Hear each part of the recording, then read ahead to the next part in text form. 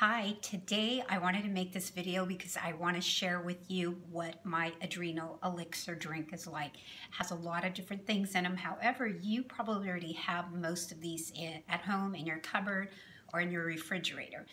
So I'm going to tell you this, it does not taste the best.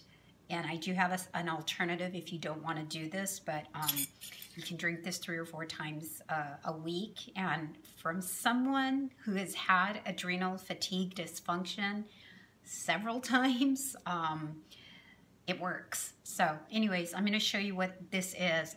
I'm going to start with a couple ounces of water.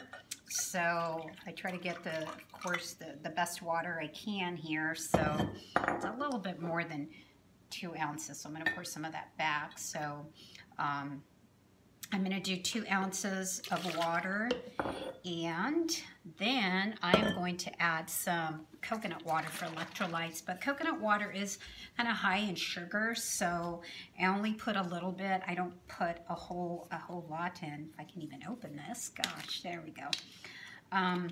So instead of Gatorade, I know a lot of people, you know, drink the coconut water. And unless you're an athlete and, you know, you're doing a lot of sports, then you can use that more. But for people that are, you know, having adrenal dysfunction, trying to eat keto, keep low carb, anti-inflammatory eating plan, this is a good thing. So I put about 4 ounces of water, or excuse me, coconut water. Then I'm putting 2 ounces of organic unsweetened cranberry juice. This is great for the immune system. Also,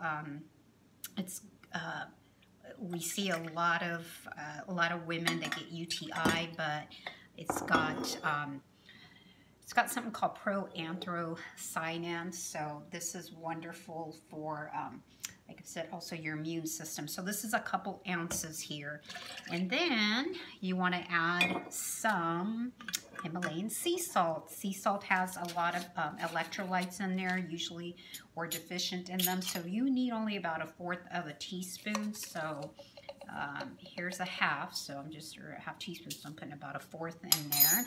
So lots of electrolytes. Some of these other ones are not the greatest, but the other one here, this is something a lot of us have at home. I've been taking potassium for a lot of years. However, you can also get it from cream of tartar, and once you probably, I do only about 1/4 of potassium, or excuse me, of cream of tartar. And then I also put some maca in there. This is good for, there's something called the hypothalamus pituitary adrenal axis. It's called HPA axis in functional medicine. And so this is really to help modulate the connection between the hypothalamus and the pituitary gland in the brain. So you can put about 1/2 teaspoon of this maca. And here I just have it in bulk that I got when I was in Peru. So I got some really good stuff here. And then I also add a dash of stevia. Here's some liquid stevia you can add just for the flavor. So do that. And then a couple other things that I've added, and this has been like a base drink, is I use apple cider vinegar. Apple cider vinegar, of course, also has, for potassium, helps stabilize blood sugar. So I would probably only do like about 1 teaspoon, just because it doesn't taste great. And like I said, this drink is not the best tasting drink, but when you are desperate and you want to get well, you'll do what it takes, right? One more here is lemon juice. So you can get fresh lemon juice, or get your own lemon and just squeeze it. So that is the other one.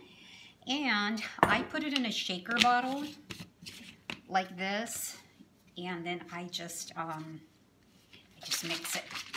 So there, here is your adrenal elixir. Let me see how this one tastes. It tastes different all the time because it depends how much stevia I put in it.